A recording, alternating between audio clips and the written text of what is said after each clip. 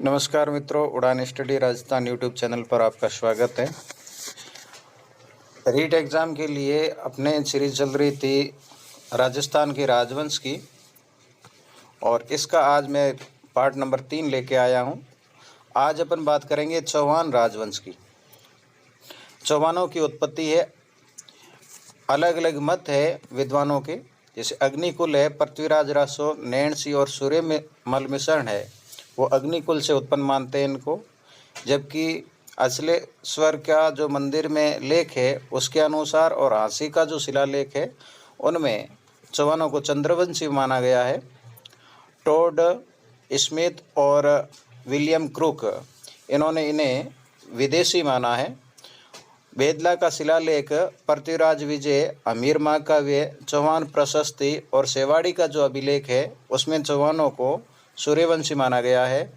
दशरथ शर्मा, बिजोलिया शिलालेख, गोपीनाथ शर्मा और कायम खारासो है, उसके अनुसार चौहानों को ब्राह्मण वंशी माना गया है।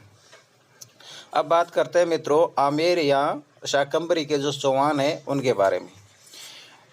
इनका जो मुख्य राज्य है वो सपादलक्ष सांबर में था और इनकी राजधानी है अहिसत्रपुर नागौर थी।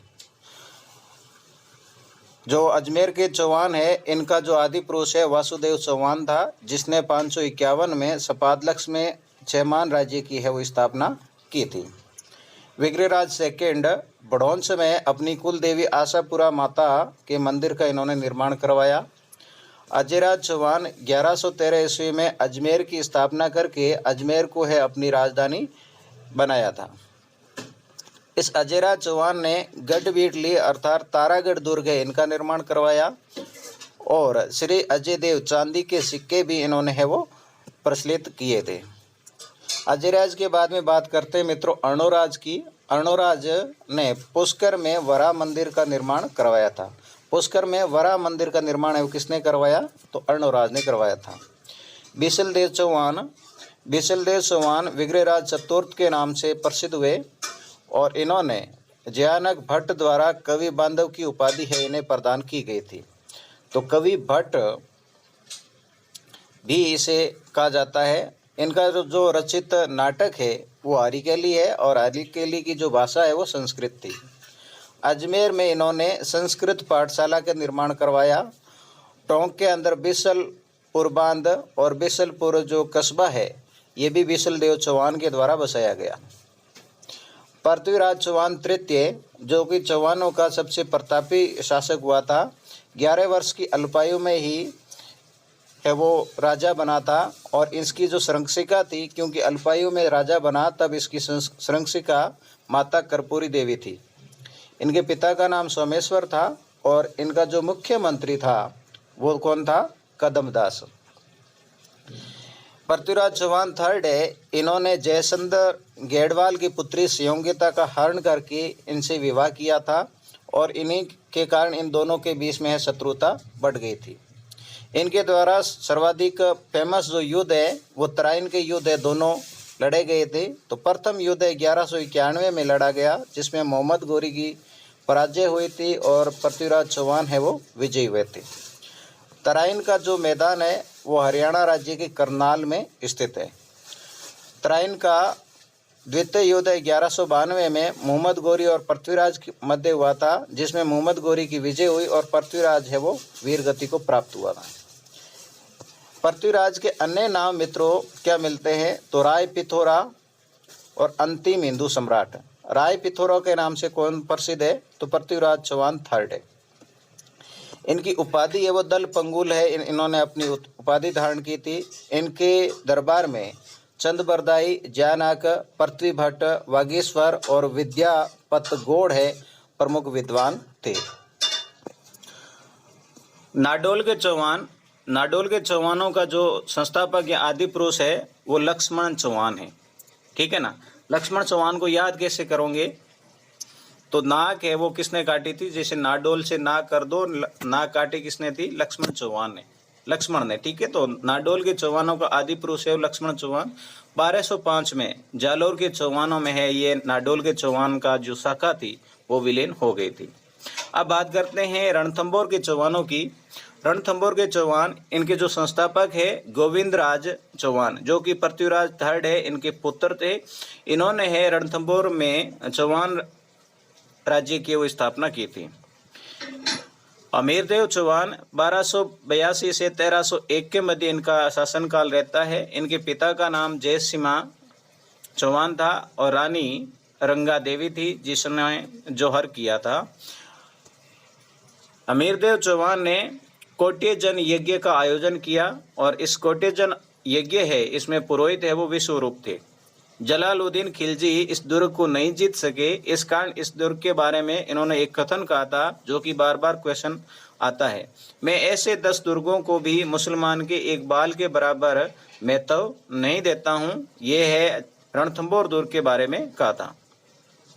अमीरदेव द्वारा खिलजी के अलाउद्दीन खिलजी व अमीर के मध्य युद्ध लड़ा गया था 1301 में। अमीरदेव द्वारा खिलजी के बागी सैनिक मोहम्मद शाह और कहबरू है, इनको नेतृत्व देना यह मुख्य कारण माना जाता है। मोहम्मद शाह ने जो खिलजी की पत्नी थी बेगम थी चिमना, उनके प्यार करता था, इस कारण है ये बागी बन के है इसकी चरण में आ गया था। अमीर के सेनापति जब ये युद्ध हो रहा था तो उस टाइम अमीर के जो सेनापति थे रत्तीपाल, रणमल और सूरज शाह खिलजी से जाकर मिल गए और अमीर के साथ में धोखा कर दिया। इस कारण है अमीर की इसमें है वो क्या हो जाती है, पराजय हो जाती है। तो अमीर द्वारा यहाँ पर केसरिया किया जाता है और रानी जो रंगा देवी है इनके नेतृत्व में है जौहर किया जाता है। रानी रंगा देवी द्वारा किया गया जो जौहर है वो पदमला तालाब के निकट कूदकर है उसमें जौहर करती है और ये राजस्थान का पहला व एकमात्र जल जौहर माना जाता है। बात करते हैं जालौर के चौहानों की। तो जालौर के चौहानों का संस्थापक है मित्रों कीर्तिपाल चौहान था। जालौर का प्राचीन नाम है, कई मिलते हैं, जाबालीपुर, स्वर्णगिर इत्यादि। इनका जो प्रतापी शासक हुआ है कांदरदेव चौहान हुआ है, जिसकी शासनकाल है 1305 से 1311 के मध्य रहा था। अलाउद्दीन खिलजी का आक्रमण है जालौर पर होता है। उनसे पहले अलाउद्दीन खिलजी है सिवाना पर आक्रमण करते हैं 1308 में। अलाउद्दीन खिलजी का आक्रमण कारण क्या थे? तो कारण है कानरदेव प्रबंध पद्मनाभ में यह बताया गया है कि 1298 में के गुजरात विजय अभियान के दौरान कानरदेव द्वारा अलाउद्दीन जो खिलजी है उनकी है रास्ता रोक दिया था।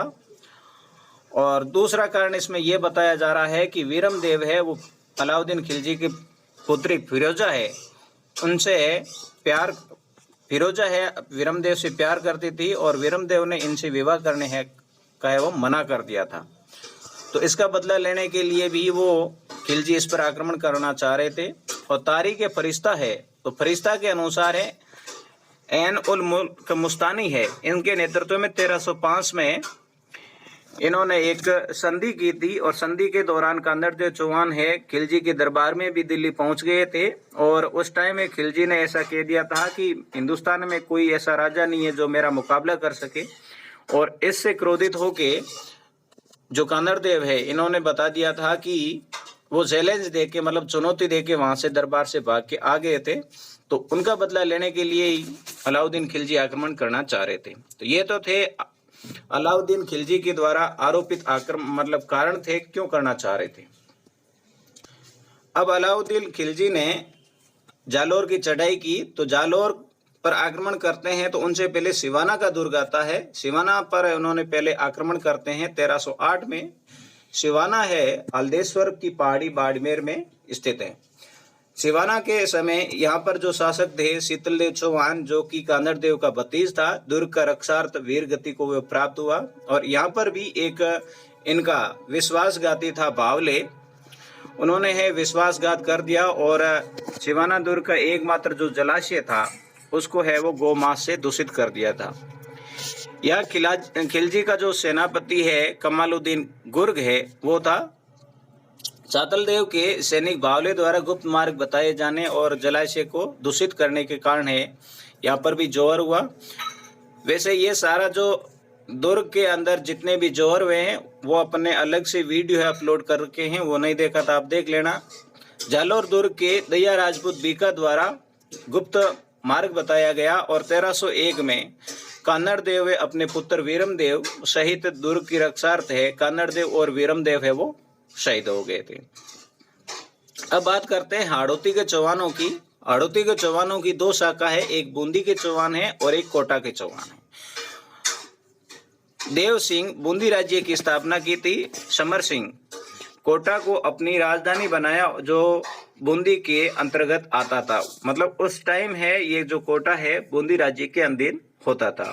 राव दुर्जन सिंह 1569 में सम्राट अकबर की अधीनता स्वीकार कर ली और इस कारण है इनके कवि थे चंद्रशेखर द्वारा यहाँ पर है किसकी रचना की गई है, सुरजन चरित्र की रचना की गई। बूंदी के चौहानों में बात करें राव अनिरुद्ध हाड़ा की, तो इनकी गद्दी नशीनी के समय औरंगजेब ने है खिलत और हाथी भी भेजे थे। काबुल अभियान के दौरान है अनिरुद्ध हाड़ा है इनकी है वो मृत्यु हो जाती है। फिर राव राजा बुद्ध सिंह 1734 ईस्वी में इसकी पत्नी आनंद कुंवरी ने अपने पुत्र उमेद सिंह के पक्ष में मराठा सरदार होलकर व राणो जी है इनको आमंत्रित किया था। तो यहाँ आप एक में ध्यान रखोगे तो राजस्थान में सबसे पहले मराठों को आमंत्रित किसने किया है, मतलब कहाँ से, तो बूंदी से है। ठीक है, राजस्थान में मराठों का सर्वप्रथम प्रवेश है इन्हीं से माना जाता है। कोटा के चौहान, कोटा का नाम है कोटिया भील के नाम पर जैत सिंह द्वारा इन्हें हराकर राज्य की स्थापना की गई।